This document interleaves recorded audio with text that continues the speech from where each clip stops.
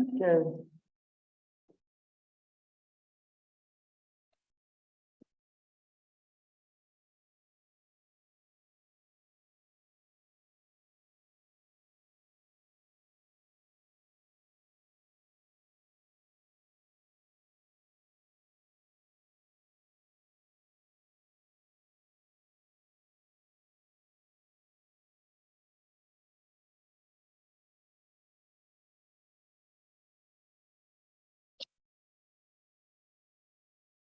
Sandesham Sri Guru Sri Yudapadakalam Sri Guru Vaishnavasya Sri Rupam Sagadjatam Sarvanam Sapsajivam Sadvaitam Savadhutam Parijanasektam Krishna Chaitanya Devam Sri Radha Pradananda Lalita Sri Vishakhantamsha Namo Vishnu Padaya Krishna Preshna Sukade Sri Mukhe Bhaktivedanta Swami Nityanamane Namaste Saraswati Devi Gauravani Puttarne Nirvisheshito Adi Vakyatya Puttarne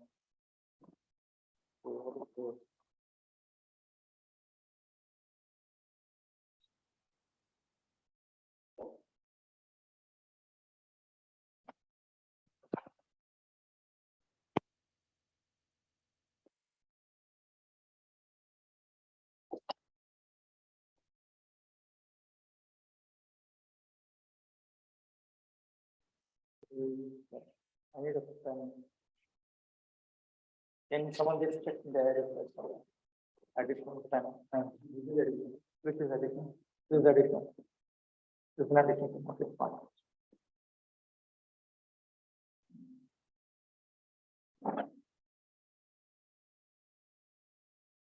So there is 11, 12, 13. Okay, so let's resume. 40.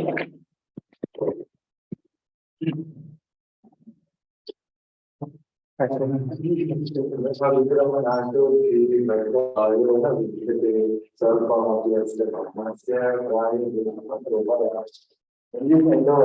no loss or diminution, and a little advancement on this path can protect one from the most dangerous type of fear.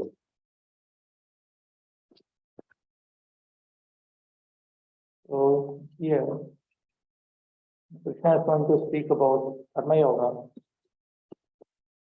and he praises the value of Karma Yoga. Once one makes spiritual progress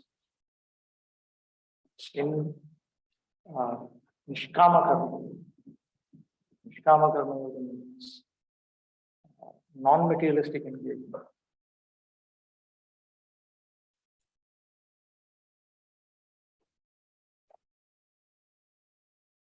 That sheet. Stuck without that sheet. Very good. Somebody please remind the group that it should be printed.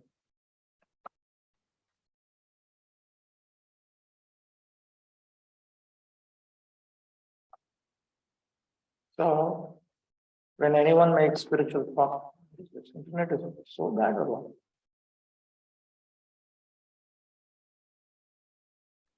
What happened? 35 is not even there. Manifest.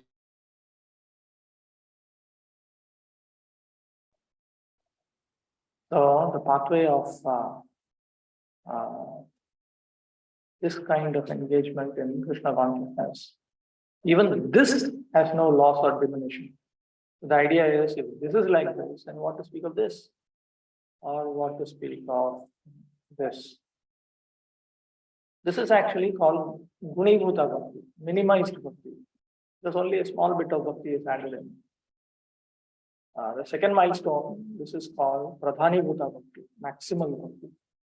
Because a major component of this combination is Bhakti. You give most of your time to exclusive engagement in Savanam, Kirtanam, Smaranam, and so on. And this is just absolutely that. That and nothing else but that. So this is called Kevala Bhakti, exclusive Bhakti. So if Gunibhuta Bhakti itself, of course, if you're aiming at, you have to aim at eternal service to the Supreme Lord. That has to be done. Okay. Otherwise, you are just considered a karmi or a jnani. You may be engaging in Gunivada Bhakti in order to go to the heavenly planets or to have a nice life, next life.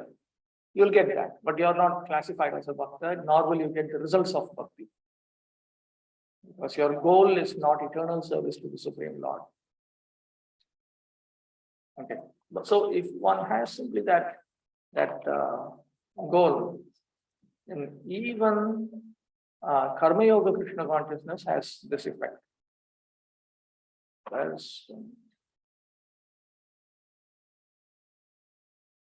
Atmoddesha Mahimna Om Tat Sat Iti Bhagavan Namna Cha Tasya Vinasha. Because any defects that may come about in the engagement of that kind of Krishna consciousness, it is destroyed by the glory of the goal. What is the immediate goal? The immediate goal of this kind of engagement in Krishna consciousness in the first track is detachment and realization. Here, realization refers to realization that the soul is not the body, that the soul is qualitatively one with the Supreme Lord, and that the soul is an eternal servant of the Supreme Lord, each coming in stage, one after another.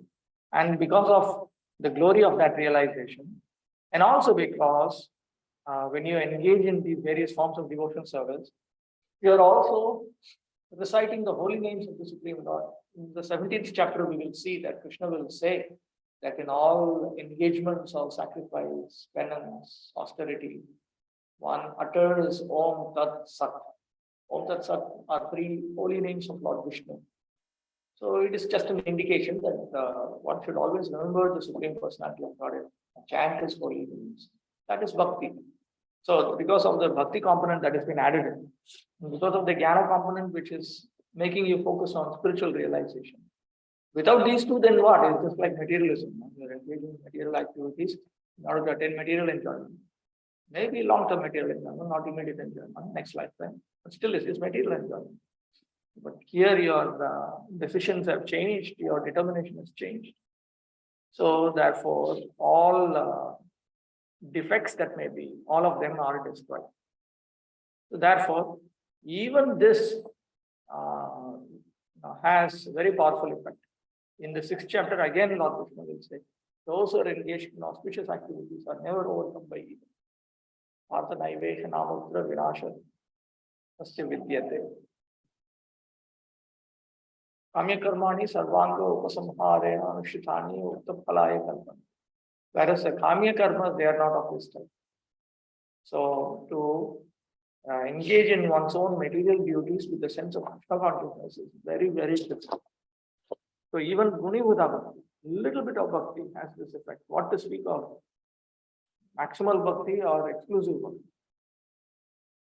Prabhupada typically explains Karma Yoga, Jnana Yoga, Ashtanga Yoga, Bhakti Yoga, everything as Krishna consciousness. Different shades of Krishna consciousness. Sridhara Swami, he also presents it like that. Also an ancient commentator, Sridhara Swami. Madhvacharya.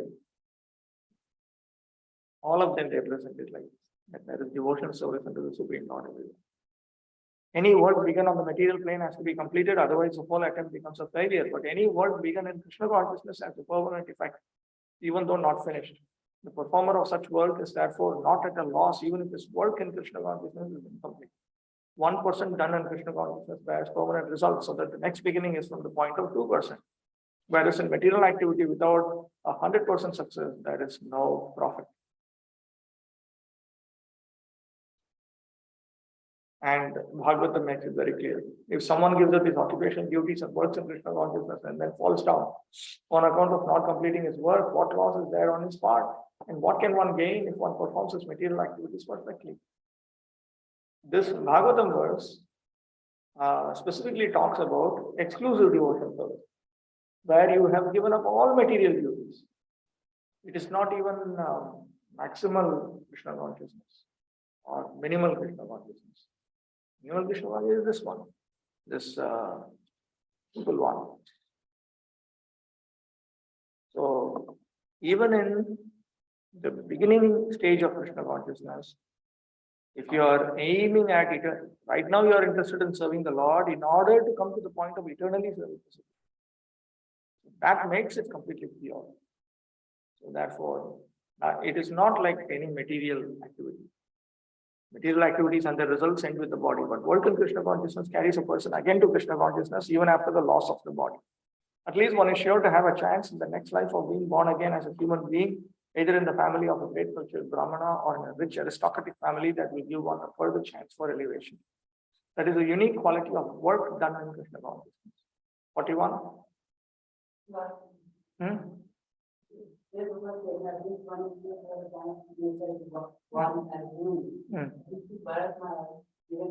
No, that is an offense. No, he did something which is offense.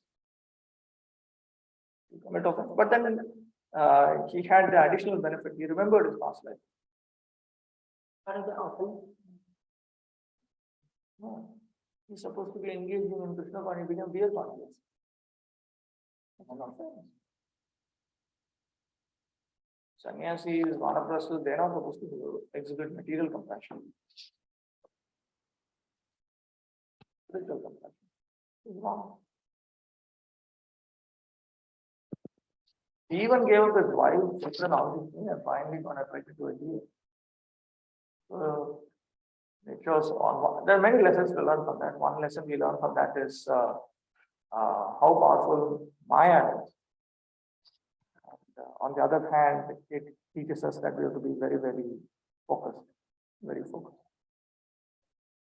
Okay, before that, let me read out the translation of Bhaktivinoda's remarks. There is no loss even in just beginning this Bhakti Yoga.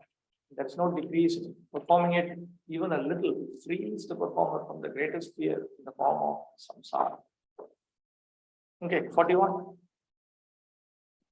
व्यवसायित्मिका बुद्धि एकेह कुरुनन्दना बहुशाखायन्तश्च बुधयो व्यवसायिना. Those who are on this path are resolute in purpose, and their aim is one. O beloved child of the Kurus, the intelligence of those who are irresolute is many branches. Why is it that there is no loss or diminution? Ityapekshayam ubhayor vaishamyamaha. There's a great difference between engaging in one's material duties in order to become fully qualified to eventually attain eternal service to Krishna, and engaging in those material duties in order to for any purpose other than that. There's a very great difference between these two. Iha, in this pathway, Ishvara Aradhana Lakshane Karma Yoga. In this activity of Karma Yoga, Karma predominant, Karma Jnana Bhakti, there is actually worship of Ishvara. The Supreme Personality of Godhead is worship. So, Vyavasayatmika, Parameshwara Bhaktiyaiva Dhruvam Tarishyami, Iti Nishayatmika. So here, one is very, very sure and clear that it is only through bhakti rendered to the Supreme Lord that I will be delivered from material existence. So that is very, very strong and clear. One thing that is that you can note in all the three tracks is all of them are clear about the milestones.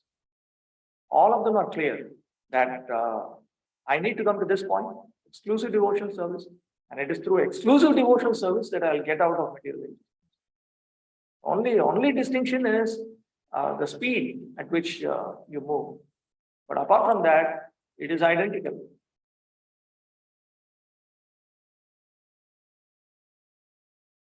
Whereas materialistic people, they don't think about all these things. I want someone to read Bhaktivinoda Thakur's remarks.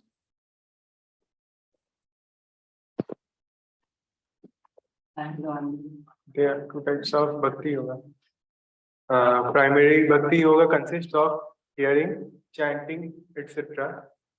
And secondary Bhakti Yoga consisting of Niskam Karma offered to Krishna. I am the only goal of primary Bhakti Yoga. The intelligence related to this is fixed, Vyavasayatmika. Persons who are not solely dedicated to me, persons who are not solely dedicated to me have intelligence related to Karma Yoga. Since this becomes fixed in many objects, it becomes many branched and aims at unlimited desires. There is doubt about its ability to destroy karma and incur loss. Aiming for the perfection of the real nature of Atma, the intelligence in Karma Yoga, which produces Jnana Yoga, is one. That is called Vyavasayatmika Buddhi. The intelligence of unfixed people concentrates on Kama karmas. It is many branched since it is fixed on many objects, aiming at unlimited desires. In that, there is doubt about its ability to destroy karma and incur loss. So ultimately, the matter is very simple. Karma, when it is mixed with bhakti, and having the goal of coming to the point of exclusive bhakti in order to attain eternal service to the Supreme Lord in the state of final liberation, has a very different nature. It is called Gauna Bhakti, as we see Bhaktivinoda Thakur referring here. It is the same as this Nishkama Karma offered to Krishna is the same as Yat Karoshi, Yadashnashi, Yad Juhosi Dadasi, Yat Tapassisi Kamte, Tat Purusham Adharma. So, in what I refer to here as the first milestone, most of the time of this practitioner goes in that kind of service to Krishna. That is also service to Krishna. It's just that everything that is material that you're doing, which is sinless, you're offering it to Krishna. You're doing it for Krishna's pleasure. So, therefore, a grihastha will carry out his ashrama duty in order to please Krishna through that. So, that is considered also karmarpana bhakti. That is not navavida bhakti. That is karmarpana bhakti.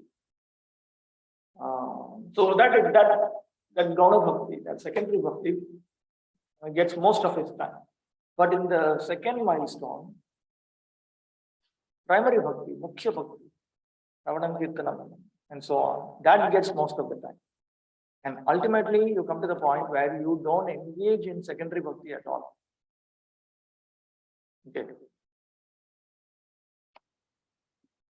So, since everyone, all the three tracks, everybody has that, all of them can be accepted as having Vyavasayatmika Buddhi. But between these three, the third track has the highest and most intense form of Vyavasayatmika Buddhi. Vishwanath Chakravarti Thakur talks about that. I have intentionally avoided bringing in Vishwanath Chakravarti Thakur's commentary. I think maybe I'll bring it up at Bhakti Vaibhav. Anyway, Bhakti Vaibhav, they are supposed to study the Bhakti Shastri books again. I thought maybe Parartha Varshini, bring it up there. That is more intense because if you, from Vishwanath Chakravarti Thakur's calculation, the number of our devotees are actually karmas. You simply say these people are doing some karma or something they're doing. He uses that kind of language, which may be just too much discouraging. So I prefer to start off with Maladevi. That can come up later on when we are more fixed up. A strong faith that by Krishna consciousness one will be elevated to the highest perfection of life is called Vyavasayatmika intelligence. The Chaitanya Charitamrita states, Shraddha Shabde Vishwaskahe Sudridha Nishchaye Krishna Bhakti Paile Sarva Karma Kritahai. Faith means unflinching trust in something sublime. When one is engaged in the duties of Krishna consciousness, he need not act in relationship with the material world with obligations to family, traditions, humanity, or nationality. So, he is just interested in spiritual progress. The highest perfection of Krishna consciousness is renunciation of the material conception of life. This state is automatically achieved by progressive Krishna consciousness. The resolute purpose of a person in Krishna consciousness is based on knowledge. So it is not based on ignorance. Vasudeva Sarvamiti Samahatma Sudurlabha. A person in Krishna consciousness is a rare good soul who knows perfectly that Vasudeva or Krishna is the root of all manifested causes. Service in Krishna consciousness is, however, best practiced under the able guidance of a spiritual master who is a bona fide representative of Krishna, who knows the nature of the student and who can guide him to act in Krishna consciousness. As such, to be well versed in Krishna consciousness, one has to act firmly and obey the representative of Krishna. And one should accept the instruction of the bona fide spiritual master as one's mission in life. We all know that Vishnu Chakravarti Thakur's commentary on this verse had a profound effect on Prabhupada's life. One point that Vishnu Chakravarti Thakur makes in his commentary is that actually when this particular section, Vishnu Chakravarti Thakur translates it to refer to what we call track 3. Because their Vyavasayatmika Buddhi is of intense nature. You see, they will not even wait until they get spiritual realization and renunciation. They have faith and enthusiasm, so they jump from here to here and then they jump from here to here. That's all. Just they have faith, they have enthusiasm, they have knowledge that Krishna is there to take care of me. So why I need to be doing all these other things?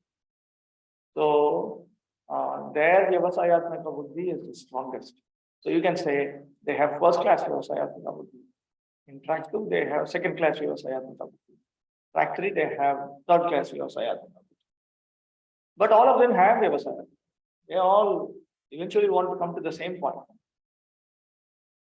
And all of them depend on the instructions of their spiritual master, which bring you to the point of increasing bhakti. Everybody is, all the Vaishnava gurus you'll see, they will tell you, you must increase your Hari Bhakti, you must increase. You are supposed to increase our chanting, you are supposed to increase our hearing and so on. Bhaktivinoda Thakur's methodology is called Namashraya Bhakti. That kind of bhakti which is sheltered on Krishna's holy names. So in that methodology, we are supposed to increase our chanting. We start with 1 round. This is according to Bhaktivinoda Thakur's formula. Start with 1 round. Then you increase in multiples of 1. 1, 2, 3, 4. And then we increase in multiples of 4. 4, 8, 12, 16, 20, 24, like that, up to 64. Then we increase in multiples of 64. 64, 128, 192. Then we chant constantly. You chant constantly, then you experience Nishtha. And then you progress further. Nishtha, which we this is Bhaktivinoda Thakur's methodology. So if we follow his methodology, then even if you start off as in the track 1, very quickly you move to track 2 and track 3. So on one hand, he's very realistic. He knows vast majority of people, you cannot push them into track 3. So let them start with what they are capable of. But they are supposed to increase their hearing and chanting of Krishna's holy name. That will push everything. That will help every man. So the bona fide spiritual master will always push this one point. You must increase your engagement in devotional service. Devotional service specifically means Shravana, Kirtana, Panchanga Bhakti. These things have to be increased. By satisfaction of the spiritual master, the Supreme Personality of Godhead becomes satisfied. By not satisfying the spiritual master, there is no chance of being promoted to the plane of Krishna consciousness. I should therefore meditate and pray for his mercy 3 times a day and offer my respectful obeisances unto him, my spiritual master. The whole process, however, depends on perfect knowledge of the soul beyond the conception of the body, not theoretically, but practically, when there is no longer a chance for sense gratification manifested in fruitive activities. One who is not firmly fixed in mind is diverted by various types of fruitive acts. 42, 43. Yamimam pushpitam vacham pravadyan vipashchitah vedavadaratah partha nanyadasti tivadinah kamatmanah sargapara janma karma lapkadam kriya visesh bahulam bhaveshwarya gatim prati. Men of small knowledge are very much attached to the flowery words of Vedas, which recommend various fruitive activities for elevation to heavenly planets, resultant good birth, power, and so forth. Being desirous of sense gratification and opulent life, they say that there is nothing more than this. See, those who are engaged, those who are busy with Kamya Karma, all these optional facilities given in the Vedic system. Those people they have a conception which is very, very different from the conception of the spiritual practitioners of Vedic culture. They do not understand that all these items are actually meant to serve the Supreme Lord. These are actually meant to be engaged in Krishna consciousness in order to come to the point of pure Krishna consciousness. They don't understand this point at all. They do not understand that if I engage in this, my heart will become purified. I will become free from lust, anger, greed. I will attain self-realization, after which I can engage in maximal devotional service. Then I will attain God realization, after which I will engage in full devotional service. They don't understand these points. They have no understanding of this. So what do they think? They think, no, all of this is just some kind of a deluxe facility to experience material happiness of various types. And they think that the Vedas are just focused on this. So they are diverted by varied desires, because the Vedas offer hundreds and thousands of facilities, and they're caught up with different things. So they are not able to understand. Atra hi dehatirikta atmagyanam atram apekshate. In the materialistic engagement of one's duties in karma, there is some dependency on knowledge of the soul as different from the body. Because without that, you cannot engage in any activity of Vedic culture. You will not be able to understand, because the entire system promotes tapasya, austerity.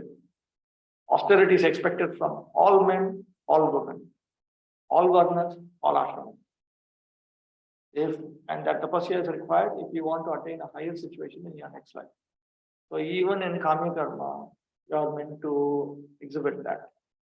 You are supposed to have that.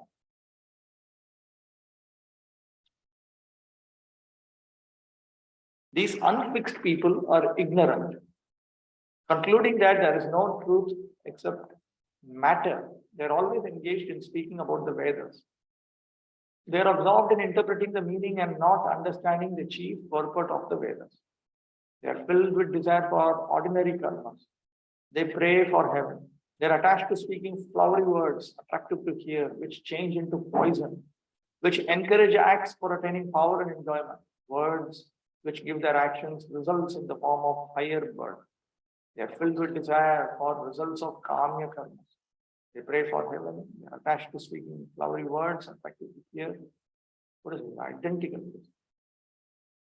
Repeatedly they say these words.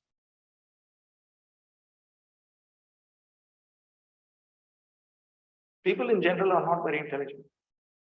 Due to their ignorance, they are most attached to the fruitive activities recommended in the Karmakanda portions of the Vedas. They do not want anything more than sense gratificatory proposals for enjoying life in heaven, where wine and women are available and material opulence is very common. So there are plenty of sacrifices, procedures in the Vedic system by which one can attain that. It is not just Islam, which is talking of 72 virgin girls. That is originally coming from Vedic Shastra. I've actually seen one quotation where it talks about if you follow Vedic Dharma very carefully with austerity, you go to heaven, and there are 72 beautiful virgin girls waiting to serve you. It's there. Or probably Islam got it somewhere. I don't know how it got it. But these items are actually there. It is very difficult for such inexperienced persons to be situated in the determined action of God. As fools are attached to the flowers of poisonous trees without knowing the results of such attractions, unenlightened men are similarly attracted by such heavenly opulence and the sense enjoyment thereof. So these people are just sensualists. They just want material happiness. There are those who are purely attached to such material temporary happiness as lords of the material world. 44. Bhoga Istriya Prasaktanam Kaya Prachetasan Vivasayatmika Buddhi Samadho Navidhyate. In the minds of those who are too attached to sense enjoyment and material opulence, and who are bewildered by such things, resolute determination but devotional service to the Supreme Lord does not take place. See, these people, they don't even have the sense that there is something beyond dharma, artha, kama. They don't understand that there is something called liberation. They typically criticize people who are interested in liberation and so on. Chitta doshama. So their problems are that they are simply interested in sense enjoyment. That's all. They just want a very extraordinary form of sense enjoyment. They don't want ordinary sense enjoyment. They want extraordinary sense enjoyment. They want superhuman sense enjoyment. So they get that.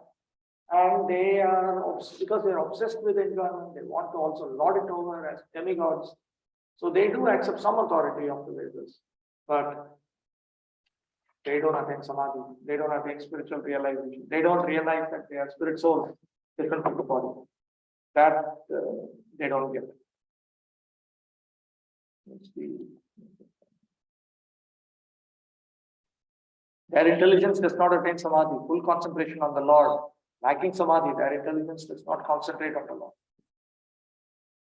So, when the mind is fixed for understanding the self, it is said to be in samadhi. Samadhi is never possible for persons interested in material sense enjoyments and bewildered by such temporary things. They are more or less condemned by the process of material energy. 45. त्रैगुण्य वेद त्रैगुण्य भाषण वेदंजो नित्य तत्वस्तु योगक्षेम आत्मवान. The Vedas deal mainly with the subject of the three modes of material nature. O Arjuna, become transcendental to these three modes. Be free from all dualities and from all anxieties for gain and safety, and be established in the self. Now, if you are not dependent on the attainment of material benefits that can come from carrying out these material duties,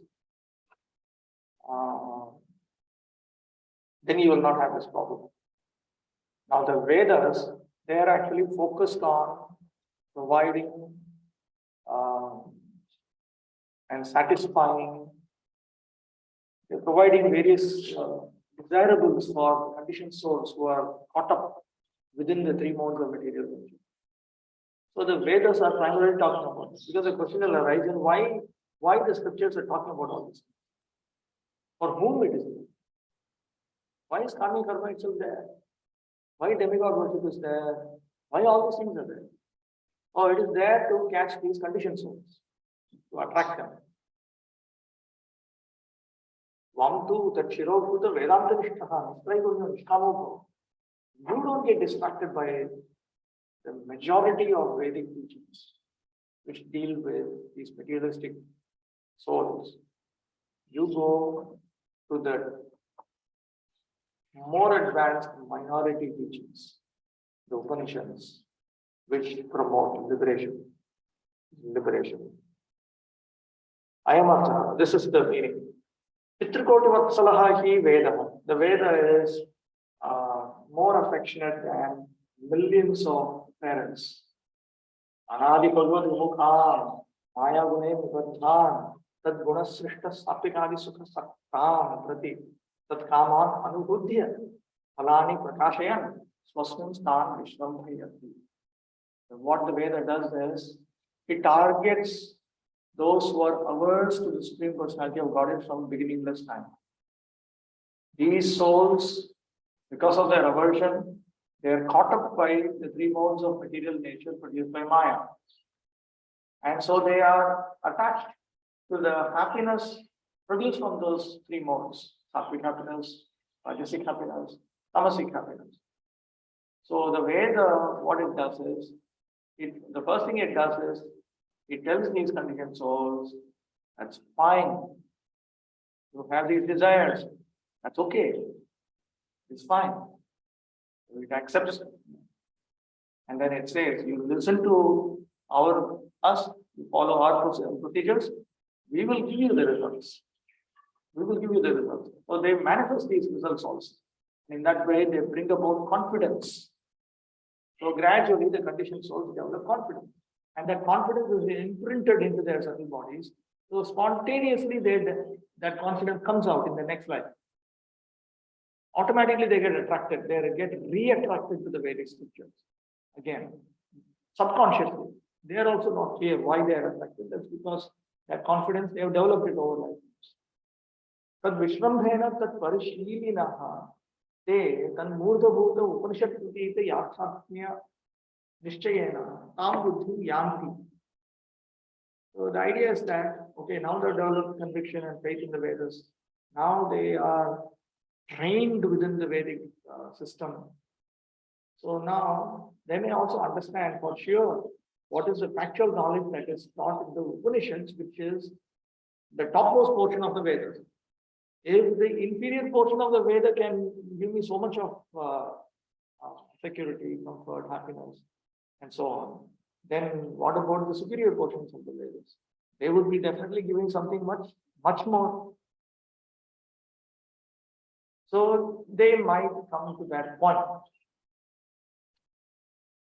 So even if you don't desire these material benefits, for those who do desire these material benefits, they get those material benefits. Nacha sarvesham vedanam traigunya vishayatvam nistraigunya taya apramanikatva apatya. It is not that the entirety of the Veda is talking about the three modes of material nature. If that were to be the case, then any discussion that we have about transcendence will have no evidence. Bhakti, the process of bhakti, uttama bhakti, pure bhakti, that also has to be found in the Veda also. So, Sri Baladev Vidyabhushan, this is a summary of something that Vishnu Chakravarti Thakur has brought out in greater detail in his commentary. Vishnu Chakravarti Thakur, he says that if you say that the Veda only teaches karma, and it only maximum jnana is in the mode of goodness, karma is in the mode of passion, adharma is in the mode of ignorance.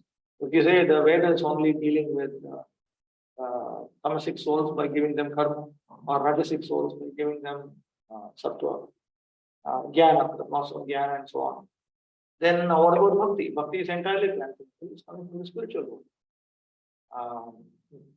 On what, if you don't have any Vedic evidence for it, it's gone. Then everything is waste. Kruti Smriti Purana Vikantiki Hare Bhakti Utpatayana Kalpate. Any engagement in Hari Bhakti, which is not based on Vedic Shastra, will only produce chaos. We know that also. So Vishnu Chakravarti Thakur says, so when the Veda says, when Lord Krishna says that the Vedas deal with the three modes of material, it means that mostly the Vedas deal with the three modes of material. Because of the same logic. Pradhanyata, Upadesha. Labels are given according to that which is predominant. Most of the Veda is dealing with sattvic, rajasic, tamasic souls, what is beneficial for them. But for those who are interested in full transcendence, for them also the Veda is pure devotion. So, Lord Krishna also then points out, you should be focused on attaining liberation from material existence. For that, you should not be disturbed by the various dualities, which means the various distractions, something that is materially happy, something that is materially producing a lot of unhappiness. Don't be disoriented by it. Be focused on your goal. You should become Atmavan. Atma Vishwambharaha Paramatma. So yes, Yayataya Asti Adrisha Bhava. You should depend on the Supreme Atma, the one who maintains the entire universe. You should meditate on him. He will take care of your Deha Yatra. He will take care of your body. So even in track 1, even they are dependent on the Supreme Lord. Only distinction between track 1, track 2, track 3 is in terms of how much time they spend in the particular component. But all the components are accepted as service to the Lord. So for instance, a householder who maintains his wife and children in line with Vedic Shastra, they understand this to be in line with the duties given by Krishna, because ultimately it's Krishna who gave these rules. Krishna only gave these rules. You take care of wife, you take care of children, you take care of your mother, father, you earn money, syphilis rule, and so on. So I am doing it not because I like my wife, I hate my wife, I like my children. Maybe everything may be a circus at home. But you're not bothered about these things. You're only looking at this. Krishna has given the rules. I'm following the rules to make Krishna happy. That's it. And I'm doing all these things in order to become free from lust, anger, greed, to attain spiritual realization. So it is just another sadhana, means by which I can attain spiritual realization. So it looks materialistic, ultimately it is spiritual. So that is how they understand. So that is what Lord Krishna is indicating. Don't be distracted by material happiness, unhappiness. Don't become obsessed with gain, safety, and all these things. Just be focused. There are two types of subjects in all scriptures, that which are uddishta and that which are nirdishta. Those topics which are the ultimate conclusion are called uddishta. Those topics which are explained aiming at the ultimate conclusion are called nirdishta. Arundhati star is the uddishta, and the larger stars near it which are first pointed out are the nirdishta. Okay. Arundhati avalokanam nyaya. This is the common procedure that is applied in Vedic education. There is a particular star known as Arundhati, but it is difficult to see. It is not as brilliant as some other stars which are near. So initially you point out to some bright star which is near the real Arundhati star. You say that is Arundhati. And then afterwards you say, yes, another star. Faint star. That is the real Arundhati. So like that, the Veda also begin by saying, take this. This is the purpose of the Veda. You can enjoy. What do you want? You want Karmartha Kama? We give you that. What human enjoyment will be? Useless nonsense. What is it? They give you the celestial. Take it. Enjoy life. You can be happy. And they present that. They present it in the Shruti and Smriti also. Both places. Itihasas, Puranas, in the Smriti they presented. Shruti directed, Karmakanda also they presented. This is why we are here. You are interested in this, we are giving it to you. This is our purpose. But this is our purpose, not the real purpose. Because later on, when you come to the Upanishads, then you get to know the real purpose of the Veda. So, Bhaktivinoda Thakur is pointing out, in all the Vedas, the tattva beyond the gunas is the uddishta. Nirdishta means immediate topic. Uddishta means ultimate topic. So in all the Vedas, the tattva beyond the gunas is the uddishta, ultimate topic. But since that is difficult to immediately designate, first some tattva endowed with the gunas is presented. Thus, at first glance, it seems the topic of all the Vedas is Maya, consisting of the three gunas of Sattva, Rajas, and Tamas. O Arjuna, not being bound up by these nirdishta topics, these immediate topics. After attaining the Uddishta Tattva, after you come to the point of understanding the ultimate topic, accept what is devoid of the three gunas. In some places, the Vedas teach karma endowed with Rajas and Tamas. In some places, they teach jnana endowed with Sattva. And in special places, they teach bhakti beyond the guna. Vishnu Chakravarti Thakur gives some examples from the Shruti itself about bhakti. Yasya deve parabhakti yatha deve tatha guru. Tasyate kadhikaki atra prakashante maha. Famous statement. Vetashpatrupan. Last words of Vetashpatrupan. Coming straight from Shruti. Like this, there are statements, but they are found here and there. They are found here and there. They are not abundantly found. With all the souls have given up bhakti and come to here, you immediately start trusting it, they cannot accept. So therefore, the Veda, in order to attract them, uses all this. Being devoid of duality of respect and disrespect within the gunas, associating with my devotees, being situated in the nature of the pure Atma, giving up gain and preservation sought on the paths of jnana and karma, attain the position beyond the gunas along with the yoga.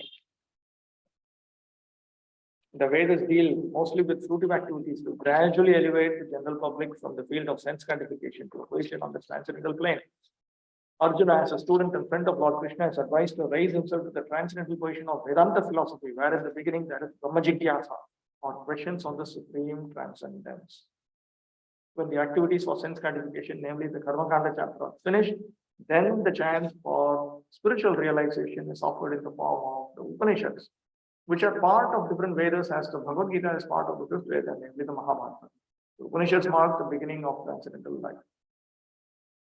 So when you want to move towards transcendental life, then one has to learn tolerance in the face of dualities, such as happiness and distress, or cold and warm. And by tolerating such dualities, become free from anxieties regarding gaining and loss.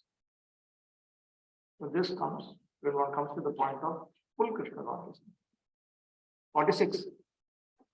Yavanakhodapane sarvapraktam bhutodake tavan sarveshu vedeshu brahmanasya vijanataha. All purposes served by a small well can at once be served by a great reservoir of water. Similarly, all the purposes of the Vedas can be served to one who knows the purpose behind them.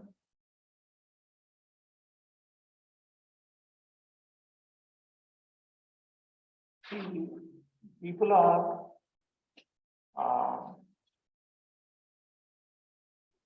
studying the Vedas for a long period of time. They can also get distracted, no?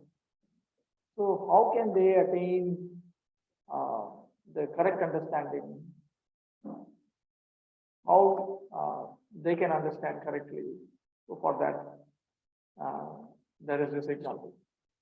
Evam sarveshu sa upanishatsu vedeshu brahmanasya veda adhyayanaha vidya vijanataha atmayathatma jnanam labdhukamasya yavanta jnana siddhi lakshana arthasya tavaneva tena tebhyah sampadhyate.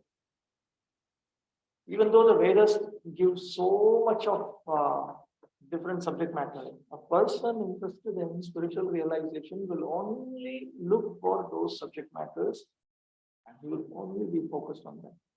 He will not lose out on anything else, because what he is achieving includes everything else. Just like 500 rupees includes 100 rupees.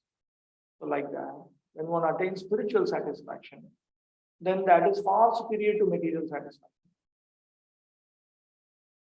Small water bodies like wells are called Udapana, and huge water bodies are called Samprutodaka.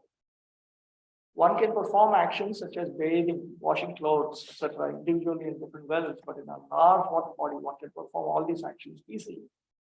In one place in the Vedic scriptures, each devata is described, and the actions to be done regarding each devata is described. But by deliberating on all the Vedas, the Brahmanas, knowing the conclusion of the Vedas, determine not that all results are obtained by me, Bhagavan alone. Obtained from me, Bhagavan alone. Those whose intelligence is fixed on this naturally worship only Bhagavan. Activities such as bathing, drinking, etc., which can be performed in a large water body, can be performed in a small water body also. Similarly, the Brahmanas who know the meaning of the Vedas use all the Vedas, and also perform actions to attain real understanding of Atma by taking shelter of their own branch and definition. In other words, they are not distracted. They are focused in what they want to do. That's all. The rituals and sacrifices mentioned in the Karmakanda division of Vedic literature are meant to encourage gradual development of self-realization. And the purpose of self-realization is clearly stated in the 15th chapter of the Bhagavad Gita. The purpose of studying the Vedas is to know Lord Krishna, the primeval cause of everything. So self-realization means understanding Krishna and one's eternal relationship with him. The relationship of the living entities with Krishna is also mentioned in the 15th chapter of Bhagavad Gita. The living entities are parts and parcels of Krishna. Therefore, revival of Krishna consciousness by the individual living entity is the highest perfection stage of Vedic knowledge. So ultimately, when one goes through the Vedic procedure, one comes to this point that he engages in devotional service. He engages in Shravanam, Kirtanam, and so on. And there is evidence from the third canto of Srimad Bhagavatam. So one must be intelligent enough to understand the purpose of the Vedas without being attached to the rituals only, and must not desire to be elevated to the heavenly kingdoms for a better quality of sense gratification. It is not common.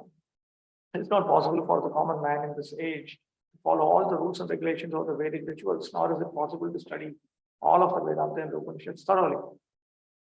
The best purpose of Vedic culture is served, however, by chanting the holy name of the Lord as recommended by Lord Chaitanya, the deliverer of all fallen souls. Vedanta is the last word in Vedic wisdom, and the author and node of the Vedanta philosophy is Lord Krishna. And the highest Vedanta is the great soul who takes pleasure in chanting the holy name of the Lord. That is the ultimate purpose of all Vedic mysticism. 47. कर्मण्यवादी कारस्ते मा फलेषु कदाचन मा कर्मफल हेतुर्भूत् मा ते संगोऽस्त्वा कर्मणि. You have a right to perform your prescribed duty, but you are not entitled to the fruits of action. Never consider yourself the cause of the results of your activities, and never be attached to not doing it. If through the activities of karma, I can attain the perfection of jnana, and that is what is actually desired by the Veda also, then why can't I just engage in the activities which produce internal development, control of mind, control of senses, and so on? That portion I can take it up.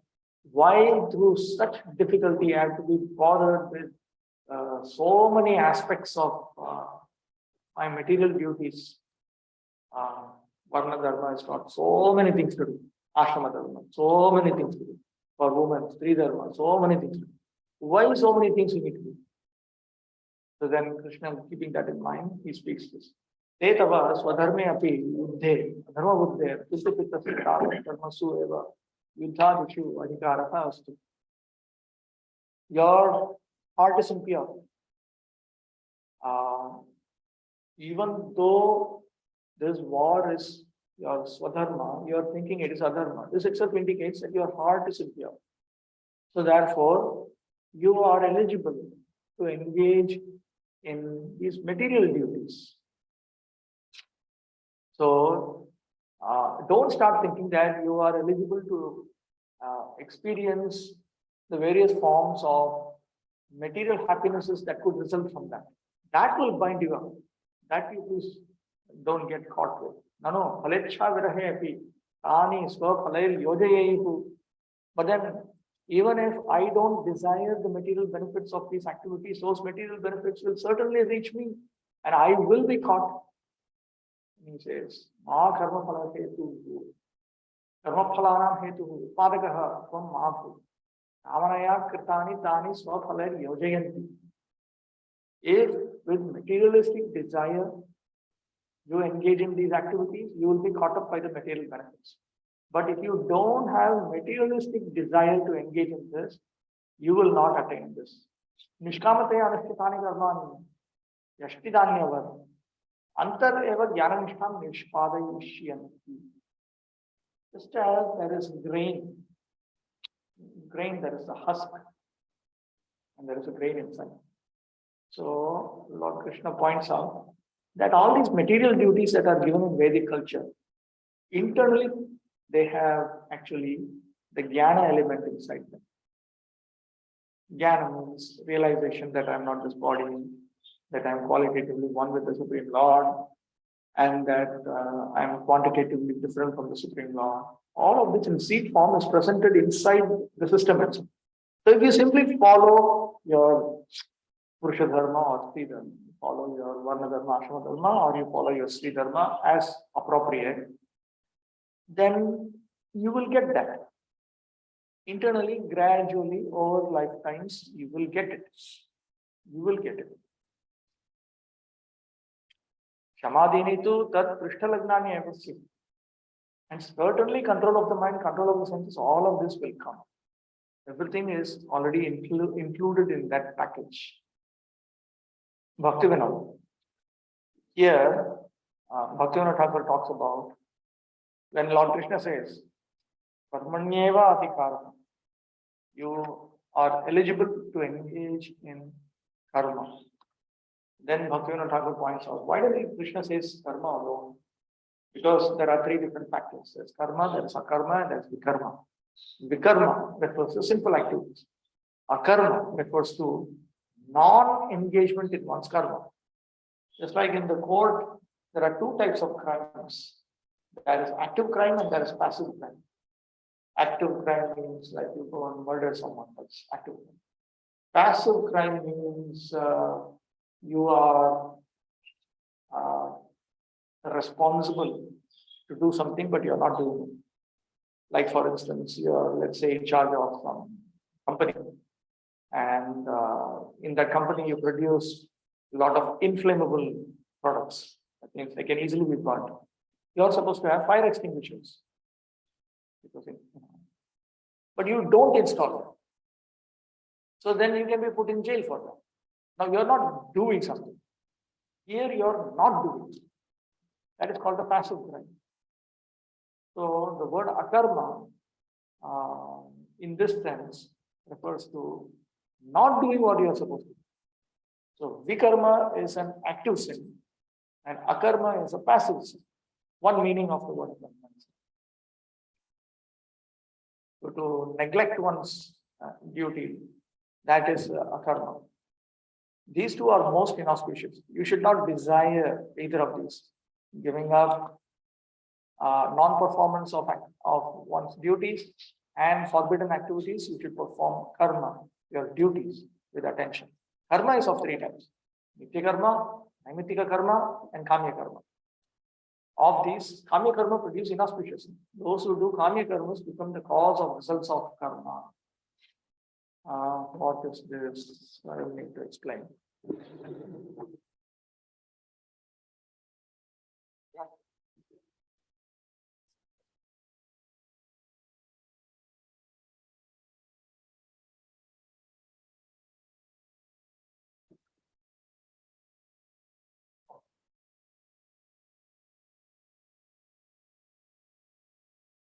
Jump back on the concentration perfect answers. That's the theory.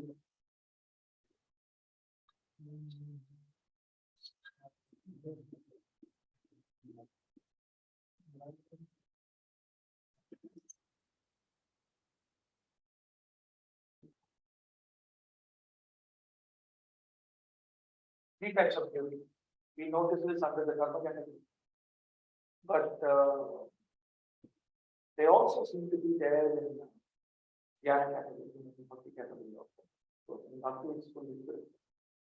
Nitya refers to daily duties.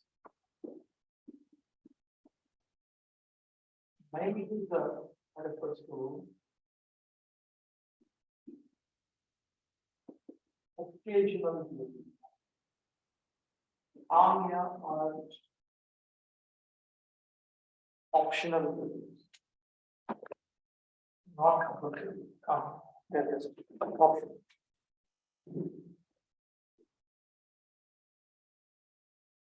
Daily duties. There are certain things which we are simply meant to do every day. Even in devotion service, we have that. We have daily, we have Mangalati, we have chanting many of 15 rounds, 4 related principles, we have about solid daily. These are all daily duties. Then there are occasional duties. Occasional duties are of two types. One is circumstantial.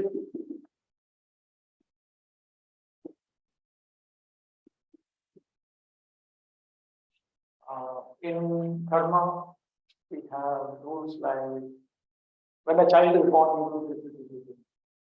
When somebody dies in your home, you do this. Circumstantial, depending on the circumstance. In devotion service also we have. When you see a Vaishnava sannyasi, it's proper. Circumstantial. Then there are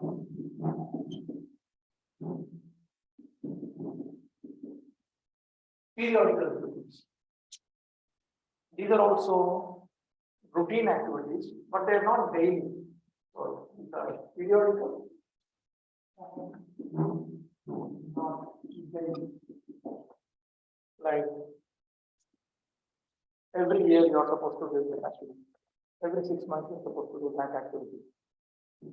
In devotion service, bhakti also we have. Actually, we do certain things. Then after once a year, we do certain things. in the month of Damodar, we do certain things. So we have annual duties. Now they are periodical, but they are not daily. So the entire Vedic system is filled with abhyasa. This is called abhyasa, repetition, routine. Karma abhyasa, jnana abhyasa, yoga abhyasa, bhakti abhyasa. Again, because this is how we become disciplined. So it is put through a routine like this. So there are daily duties, there are non-daily periodical duties, then there are circumstantial duties. The periodical duties, for instance, you have to execute them in addition to the daily duties. You cannot say that I'm attending the Mashtami program. So today only I will not attend Mangalati. Because Mangalati is a daily duty. Today I will not chant Shiva. We cannot say because it is the annual duty. Daily duty plus other periodical duties. So similarly, there are also circumstantial duties. Circumstantial duty should be executed along with daily duties and periodical duties. Similarly, there are optional duties. Optional duties have to be executed along with all of this. You cannot give up this. Okay. So each one requires the early one also. So when it comes to within the karma system, those who are interested in spiritual progress, they should first of all avoid optional duties. They are meant to avoid optional duties. Manu himself notes it. Kamya karma is highly distracting for those who are seeking liberation. That too, if they want liberation in one lifetime and all, definitely they don't. In fact, too, they will not touch Kamya karma. That is why in fact, too, they are highly allergic to demigod worship. The Ramanuja group and all will not even look at they will not even look at the what do you call it? The Gopura of a Lord Shiva temple or Ganesha temple. You will not look at that. Because you are not supposed to. Ramanujacharya did not say don't look at it. He said your heart should not feel happiness upon seeing it. That's what he said. Of course, he also meant that you have to avoid adharma. You cannot say adharma is wonderful, but kamya karma is bad. It's all foolishness. So, but in the second track, they don't even accept kamya karma. Third track, so they don't. Everything they give. Daily duty also give everything they give. Go to hell, man. So, I just want to be with Krishna and suffer. Whether I'm happy, I don't care. I just want to serve. But Sangha Bhakti is my life. But in track one, they may touch kamya karma, but even in general, they try to avoid. Optional duties are always a big distraction. Certainly, Lord Krishna, he is not very happy about it at all. Thus, I speak for your auspiciousness. Do not become the cause of producing karmic results on taking shelter of kamya karmas. You have qualification for performing karmas according to your swadharma, but you are not qualified for the results of karma at all. Those who take support of bhakti yoga accept nitya and naimittika karmas for maintaining their physical existence. Prescribed duties are activities enjoined in terms of one's acquired modes of material nature. Capricious work are actions without the sanction of authority. So prescribed duties is karma. Capricious work refers to vikarma. And inaction, akarma, means not performing one's prescribed duties. The Lord advised that Arjuna not be inactive, but that he perform his prescribed duty without being attached to the result. Attached to the result means every activity will produce a result, generally in the next lifetime, but in this lifetime also. So don't be obsessed with that. Don't think, no, but I did all these things, I should get that now. Why Paramatma didn't give me that? Why the demigod didn't give me? Don't be obsessed with it. It will come. If you are desirous, it will come. If you are not desirous, if you want something higher to save you from distraction, it may not come. But otherwise, normally it comes. Normally. In fact, generally, all transcendentalists, they know that material desires themselves are a problem. You don't have to do anything to pursue it and chase it. If I simply have that desire, then the super soul arranges for it. So, in general, we become our own enemies. We are it's more of a problem. I think a safe prayer would be to pray to Krishna, my dear Lord Krishna, please save me from myself. We are the ones with all strange desires, funny ideas, and we have. And Krishna is very sensitive to that. All these problems will be there. So the desires are a major headache. Routine work, emergency work, and desired activity. See, routine work is nitya, emergency work is naimittika, and desired activities that are common. Routine work performed as an obligation in terms of the scriptural injunctions without desire for results is action in the mode of goodness.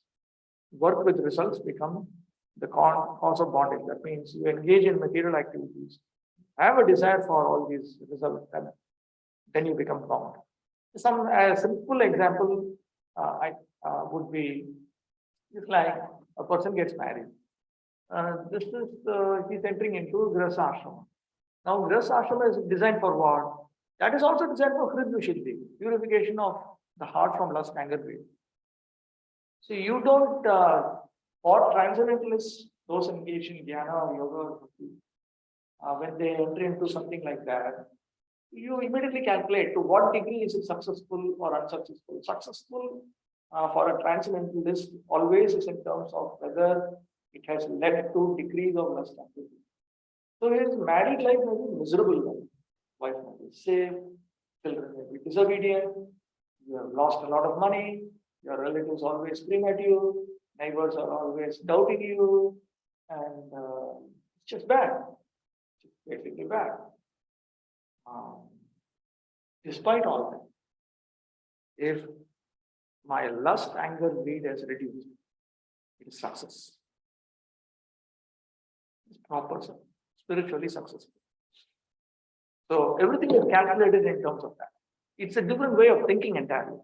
Totally different way of thinking. Okay, text 48.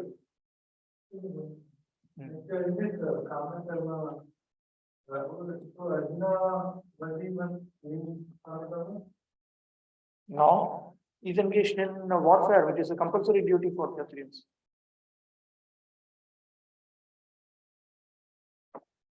Circumstantial duty. It's not the daily duty, not that every day you have to go on war. Circumstantial. Ahuto nanivarteta, when you are invited for gambling or for war. Gambling, at least you can somehow avoid it. But war you cannot. It becomes a real problem. You don't accept an invitation for war. The people under you will lose faith in you. And that is very dangerous. If the people under you lose faith in you, then at any moment they'll finish. Chanakya gives this example. The common people, they may be like ants, comparable to ants. Or a king, a powerful king. Powerful meaning that when he is happy, he can cause reward. When he is unhappy, he can cause punishment.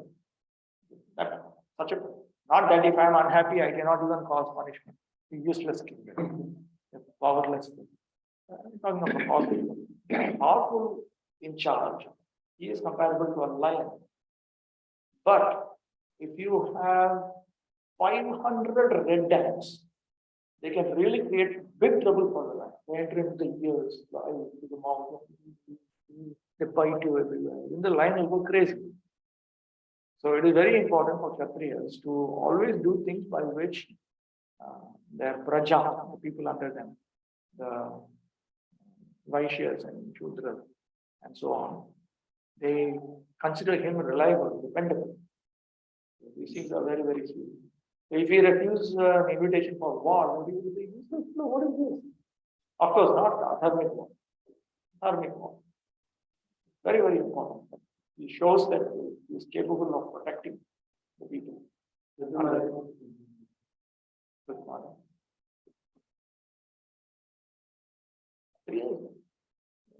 Ishvara, they have that attitude. That godly controllership attitude. He doesn't understand all part of the common balance and not. Emotions are also like for this big of a gender is optional activity. Oh, not to be. Okay. That too isn't Lord Chaitanya making it. So many things, you want to publish another book. These things are not compulsory. You want to do it. So they all come in the place of option. But it is not necessary that kamya karmas are undesirable. It could be desirable also, kamya karmas in bhakti. Within the company, we don't refer to it as karma karma. Something that desirable, but it's not required. It's calculated in terms of whether it's mandatory or not. Vihita karma, even within karma, the broad division is vihita karma and kamya karma. Vihita means prescribed. Kamya means desirable. Not, it's desirable, it's not prescribed. Means it's not compulsory. Then there is nishiddha karma, forbidden act, which is simple act. Another means forbidden. Vihita karma, nishiddha karma, and in between you have this gray area, kamya karma. They are very nice things. Materially nice. Desirable. If you want, you can give it. Desirable is nice. Not recommended.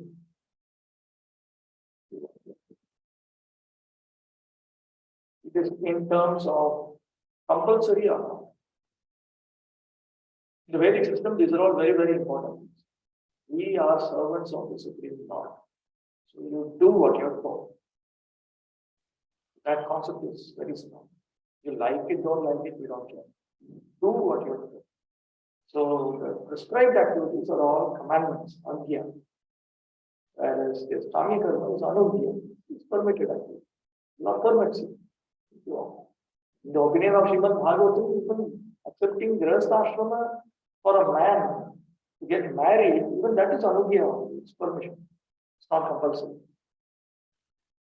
Initially, according to Srimad Bhagavatam. But once you enter into it, then you will have a new set of prescriptions, options, and prohibitions. But what if we want to do something for Srila Prabhupada, something more, which is not prescribed? Would it be kamya karma in that sense? It would be good.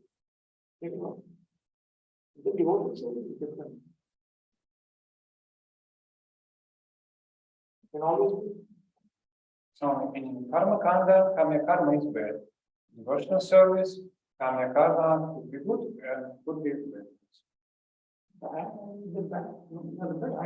Not desirable. For example, for some devotees, Vishnu Panchaka is not desirable. It's not good to follow Vishnu Panchaka. No, it's all desirable. That's all. Desirable doesn't mean that we tell you that you should do it.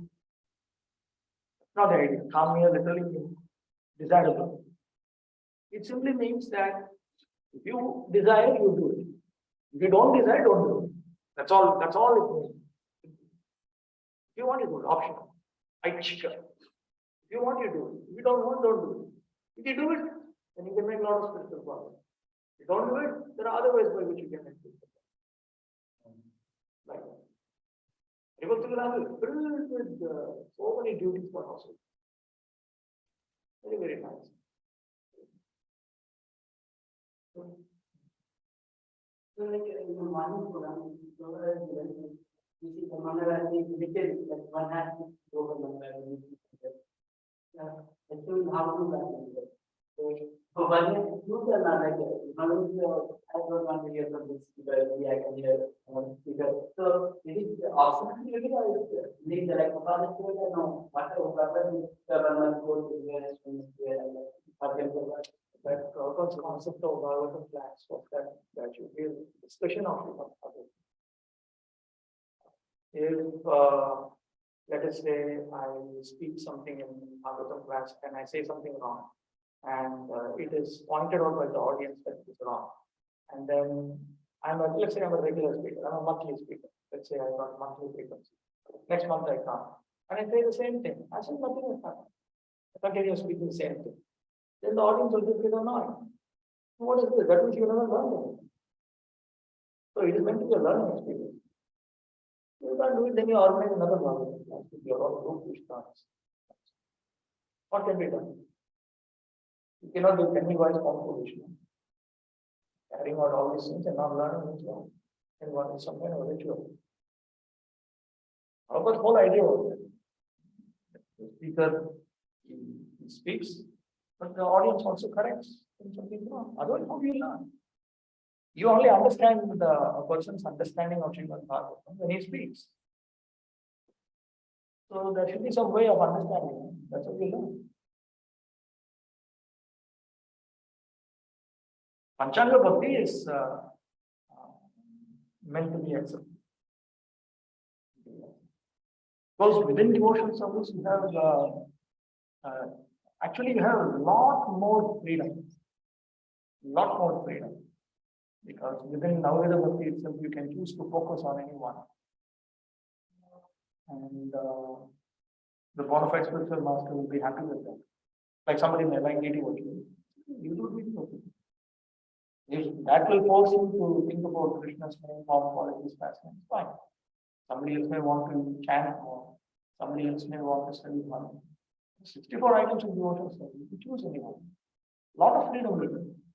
Somebody may like to take care of Tulasi. I know one congregation devotee in the elderly market. All stressed with Tulasi. In our house, there is a house, so much of Tulasi. When she sees other devotees not taking care of it, why is the spiritual life? Immediately she'll jump into explain. No, you don't do like this, you take care of like this. I said Tulasi Devi will herself take it back to God. But it's more, he chants in front of Tulasi, he reads Prabhupada books loud in front of Tulasi. Everything, it's amazing. How? It is not for just extraordinary person. There's so many options are there. So many options. Within devotional service, we get plenty of freedom. One part of the things that sometimes we need on there. So if someone wants to do something with it, there is time for Mangalati. Someone wants to know there, often can be that no. So by the one month, Mangalati. Usually there is a standard procedure, and if we want to have an exception, there must be some reason for it. There should be some reason for it.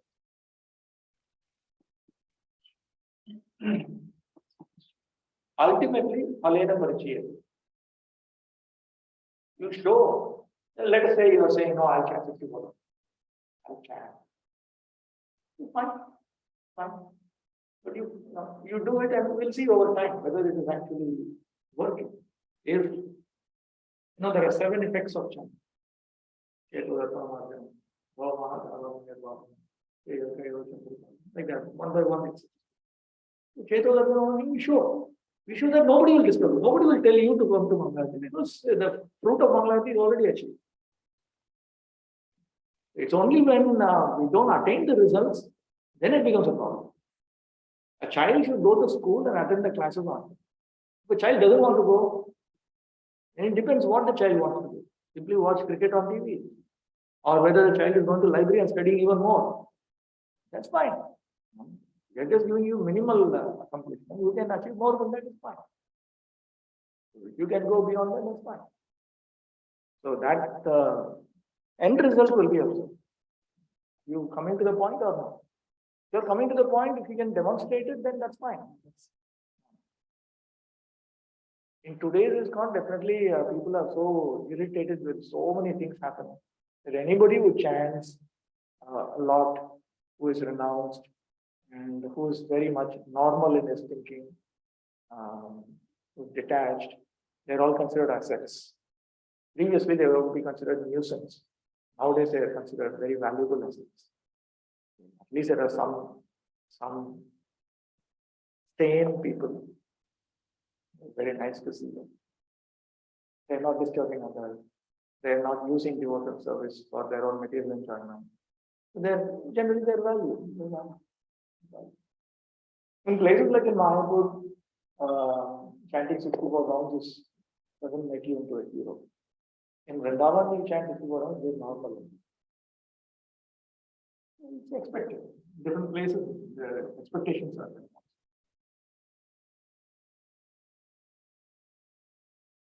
Okay, let's move on. 48.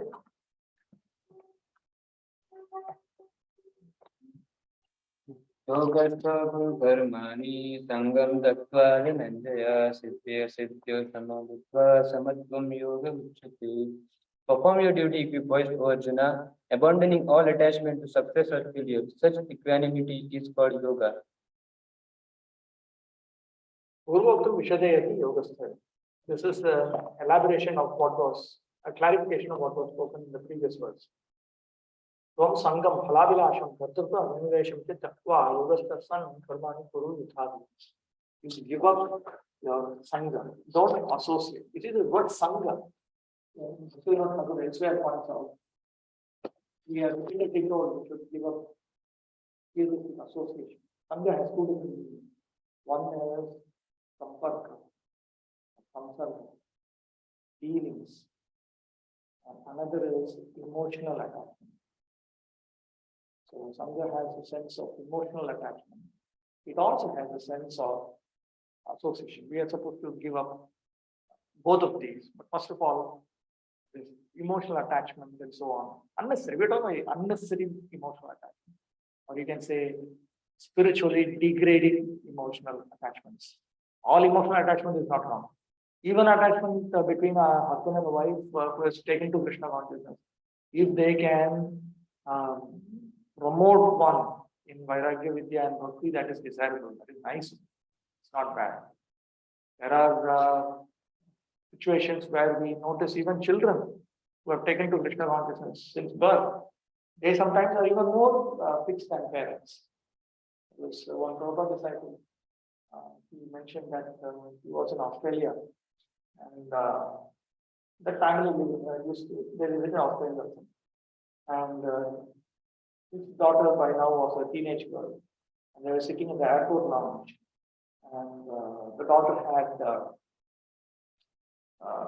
headphone and she was listening to some kirtan.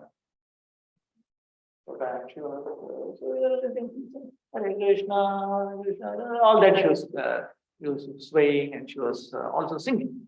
So then father, he told her, hey, the apple, you should not disturb her. She took that thing out and she said, you're in Maya. This will save the whole world. Hare Nameva Kevalam. By hearing Krishna's holy name, if it enters into the ears, their hearts will be purified. Over lifetimes, they'll all become purified. Should be saving the world. Don't disturb me, don't disturb the world. So, sometimes you may notice that also. So you cannot say that necessarily emotional attachment is wrong. But if attachment degrades you in Krishna consciousness, certainly. So Sangha has a sense of attachment also. Sangam Tatva Planicha. Sangam Tatva. Give up your attachment. See the word meaning also. You'll see Sangam means attachment. So don't be attached to the material benefits that are expected out of these material duties. And this is the expression Kartrutva Adhinivesham. The word very commonly used by Sri Baladev Bhushan and the other commentators on Bhagavad Gita. It means don't be obsessed with the idea that it is me. If I don't do this, the world will collapse. Don't have all these obsessive ideas. Because there are 5 causes for all activity. We'll learn in the 18th chapter of Bhagavad Gita. There are 5 causes. And one of that is the Jivatma. Ultimately, the super soul is the cause. So, in that way, one should not become obsessed with the material happiness or material unhappiness that comes out of these material duties. Idameva samatvam maya yogastha ityatra yoga shabdena uttam chitta samadhirupatvam. This is what is called equanimity and this is what is called yogastha, being fixed in yoga.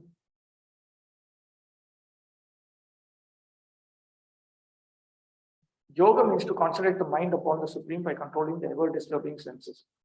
Who is the Supreme? The Supreme is the Lord. Arjuna is a Kshatriya and as such he is participating in the Varnashama Dharma institution. It is said in the Vishnu Purana that in the Varnashama Dharma the whole aim is to satisfy Vishnu. No one should satisfy himself as is the rule in the material world, but one should satisfy Krishna. So unless one satisfies Krishna, one cannot correctly observe the principles of Varnashama Dharma. Indirectly, Arjuna was advised to act as Krishna told him.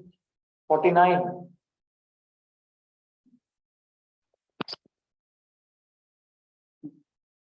दूरेण हि अवयम कर्म बुद्धि योग धनंजय बुद्धो शरणम अन्विच्छ कृपा न फल हेतव. O Dhananjaya, keep all abominable activities far distant by devotional service, and in that consciousness surrender unto the Lord. Those who want to enjoy the fruits of their work are misers. अथ काम्य कर्मणः निकृष्टत्वम् आह दूरेण. Now he points out that Kamya Karma is extremely inferior in comparison with even the activity of Karma Yoga Krishna consciousness. Extremely inferior. Please don't degrade yourself. That is Krishna's basic message here. Yeah. For a person who is engaged in the spiritual activity of attaining the eternal service of the Supreme Lord, even by the slowest track, for him, these materialistic activities that are allowed, permitted in the Vedas, they are to be considered as abominable activities. They are to be considered almost like forbidden activities. And to the faster you want to go, the more and more they will think. They recognize the hierarchy. They know that simple activities are the worst, but they will try to avoid these activities also. They're meant to, because otherwise they will get stuck. Except for work in Krishna consciousness, all activities are abominable because they continually bind the worker to the cycle of birth and death. One should therefore never desire to be the cause of birth. Everything should be done in Krishna consciousness for the satisfaction of Krishna. 50. जहाति उभे सुकृत दुष्कृते तस्माद् योगाय यस्व योगः कर्मसु कौशलम्. A man engaged in devotional service rids himself of both good and bad reactions even in this life. Therefore strive for yoga, which is the art of all work. Uktasya buddhi yogasya prabhavamaha buddhi. This Dharma Yoga Krishna consciousness, aiming at pure Krishna consciousness, is also referred to as buddhi yoga. That is what Krishna has described so far. Now he describes the influence of this performance, the effect of this performance. One can become freed from pious reactions and sinful reactions. It is these reactions which bind us repeatedly, again. So one has to learn the art of skillfully engaging in material activities without getting caught up with simple reactions or pious reactions. Arjuna is therefore advised to act in Krishna consciousness, the purifying process of resultant action. 51. कर्मजं बुद्धि युक्ता हि फलं त्यक्त्वा मनीषिणः जन्मबन्ध विनिर्मुक्ताः पदं गच्छन्ति नामयम्. By thus engaging in devotional service to the Lord, great sages or devotees free themselves from the results of work in the material world.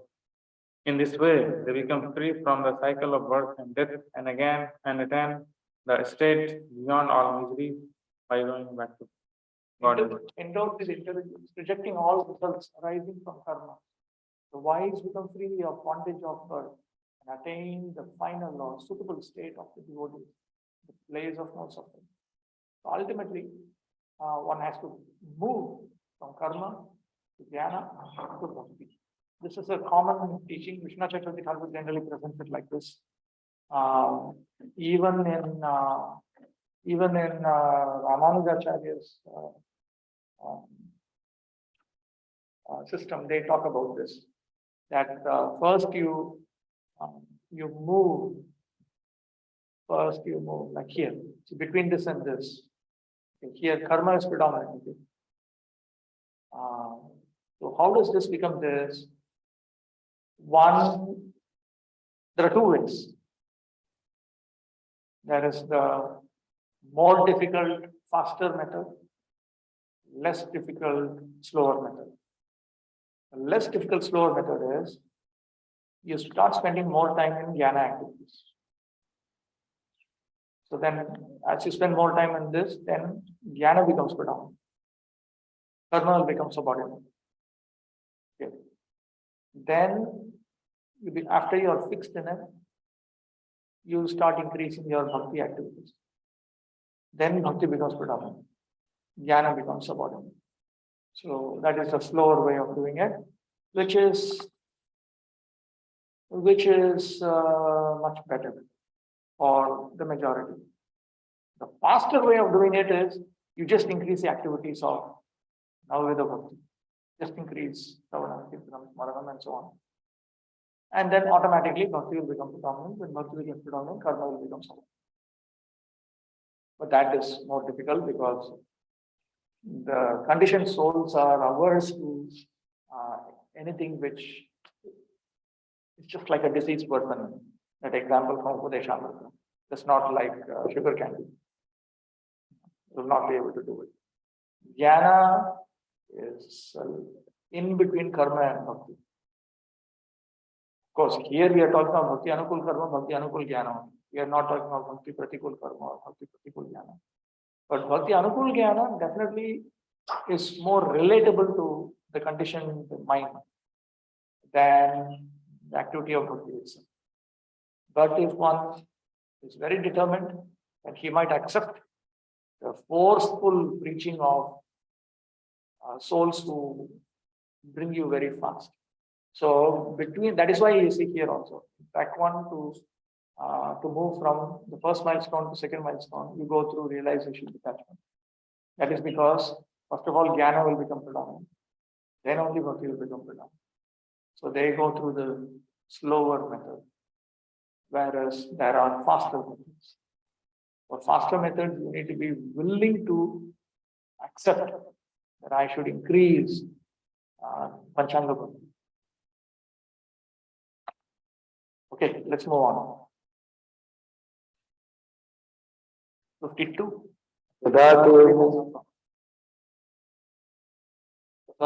Please follow until he comes list.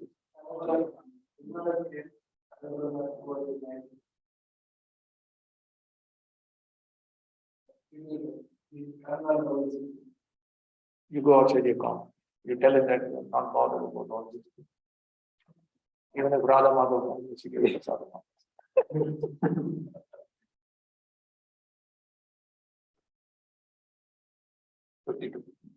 यदा ते मोहकालीलं बुद्धिर्यसि तदा गन्तस्निर्वेदं श्रोतव्यस्य चितस्य च. When your intelligence has passed out of the dense forest of delusion, you shall become indifferent to all that has been heard and all that is to be heard. So when I keep engaging in these activities, when exactly I will attain the intelligence to realize the soul? So regarding that, Lord Krishna is speaking here. Practicing Nishkama Karma offered to the Lord. When your intelligence gives up completely the forest of illusion, then you will be indifferent to all scriptures heard and to be heard, and will engage in practicing pure bhakti. So, when exactly you will move from minimal bhakti to maximal bhakti? When your intelligence is no longer bewildered by delusions. There are different types of delusions. They're all basically hankering for some material benefit. And the Vedic scriptures, they contain plenty of these kinds of procedures. And when you are not bewildered by Vedic dharma also, then it is understood that you are mature enough to move towards spiritual enlightenment.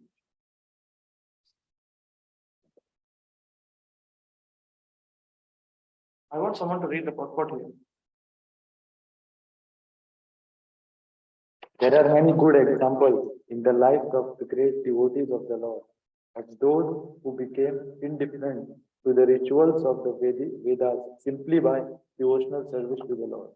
When a person factually understands Krishna and his relationship with Krishna, he naturally becomes completely indifferent to the rituals of fruitive activity, even though an experienced Brahmana.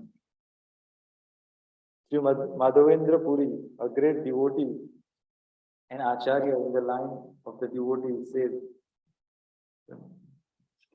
Sandhya Vandana Bhadram Astu Bhavato Poha Snana Tubhyam Namo Bodheva Pitrascha Tarpana Vido Naham Shama Shamyata Yatra Kwapi Nishatya Yadava Pulottama Sasya Kamasa Dev Visha Smaram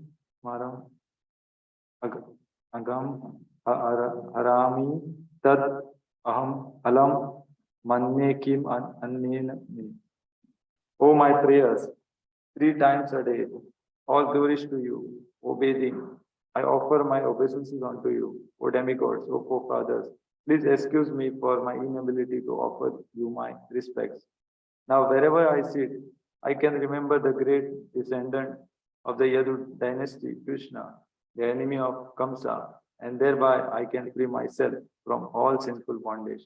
I think this is sufficient for me.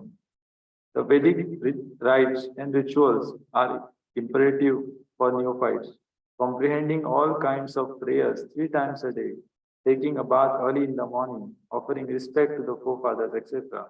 But when one is fully in Krishna consciousness and is engaged in his transcendental loving service, one becomes indifferent to all these regulative principles because he has already attained perfection.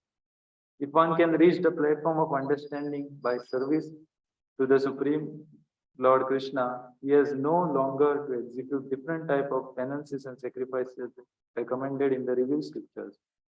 And similarly, if one has not understood that the purpose of the Vedas is to reach Krishna and simply engage in the rituals, etc., then he is uselessly wasting time in such engagement. Person in Krishna consciousness transcend the limit of Shabda Brahma or the range of the Vedas and Upanishads. So when our intelligence is not bewildered, first of all, there's no question of being bewildered by adharma. Because as long as we are bewildered by adharma, then there is no, you cannot even execute the activities of a karmi. Now, we're not even talking of devotion service. One cannot even attain dharma. But beyond adharma, when one is not even attracted to dharma, the extraordinary material pleasure that can be attained by following karma, then one should understand that he is capable of spiritual realization. That question will naturally arise. How long have to go on doing this? To go on doing it until attain renunciation and detachment. That is why this is there. Go on doing it until you attain detachment and realization. When it comes, then you will realize, actually, I am meant to be spending a lot of time in devotional service unto the Supreme Lord. In India, the elderly people used to say this. When young people used to join ISKCON, they used to say, I don't know if nowadays they say all these things. They used to say that, yeah, these things you should do later on. Even now they say. They don't do all. They don't do, but it's because it's understood that at least within one lifetime, this is track two thinking. In track 2, you have one lifetime as your goal. Within one lifetime, you have to come to the point. In track 1, you have to come to the point. You can take hundreds of lifetimes, whatever, but you have to come to the point. But in track 2, one lifetime. It always talks about one lifetime. Become fully qualified one. Track 3, one lifetime is too long. So they're calculating so many days have gone, so many weeks have gone. So that concept is there, that I want to come to the point of detachment and realization within one lifetime. And after that, you can get into, then you chant Hare Krishna. Whole day you chant Hare Krishna. You jump and dance, all the dialogue they used to say. Okay, let's resume at 9:45.